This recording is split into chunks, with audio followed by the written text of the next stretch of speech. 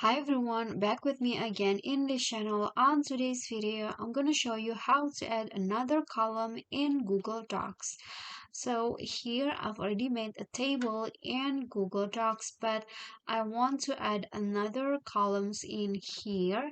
So what you guys can do is put the cursor at the right table here, right column I mean, and then right click on the table, and then you'll find the insert column option. So if you want to add it to the right, just click on for plus insert column right, like this. But if you want to add more than one column, you can just block. For example, I want to add two columns in between names and age, so just block the table and then right click again and click on insert to column stuff.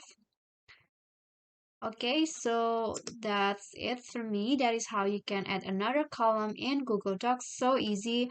And thank you guys so much for watching. Please don't forget to click on like, leave a comment, and subscribe. I'll catch you all in the next videos. Bye.